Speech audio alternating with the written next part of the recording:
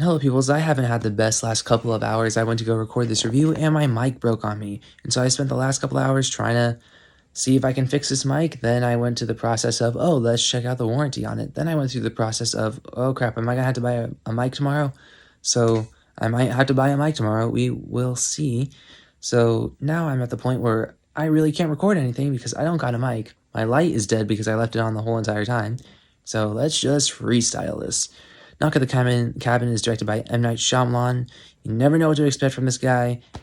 And I will say I like this movie. You know, I was pleasantly surprised for the majority of the runtime. I think by the end of the movie, some elements of the ending felt a little Shyamalan doing his Shyamalan thing that doesn't always work.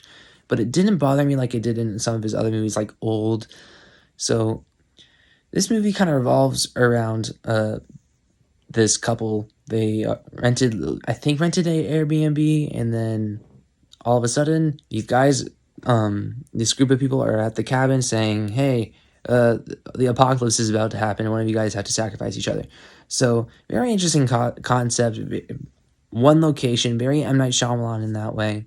And he does find a very clever way to keep it suspenseful, but yet keeping it at your singular location. Towards the end of the movie, you get to go a little bit broader than that, and visually, it didn't pull it off very well because there's some CGI that doesn't look very good, and it just troubles me that I'm like, we're really in this state of CGI right now where, you know, it's one CGI shot in the movie and it still doesn't look very good. You would think at least if it has one, it would at least look fine, but no.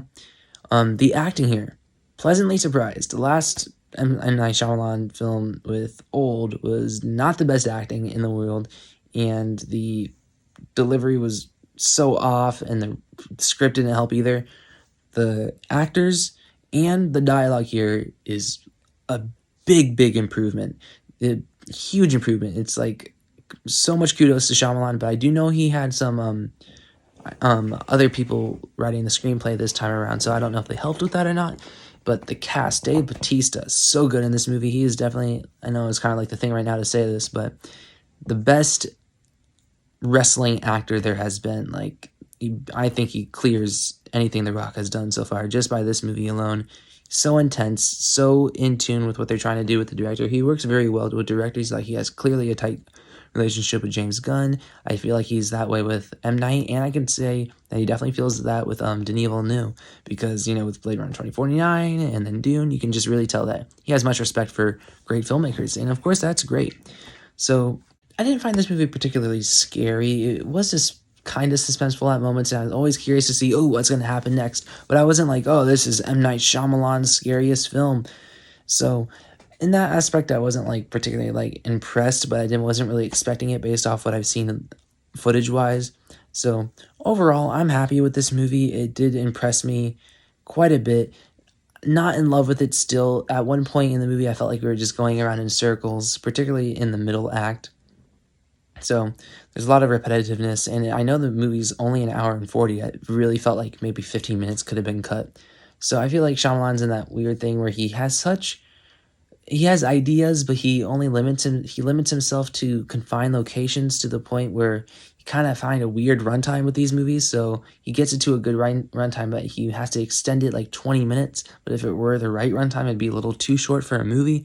So I feel like he still needs to kind of figure that out. But this is a step in the right direction. I'm going to give Knock at the Cabin a 7.1 out of 10. Not a bad start to 2022 so far. 2023. I know this is only the second movie I've seen this year, and I know there's 2 or 3 I still need to see.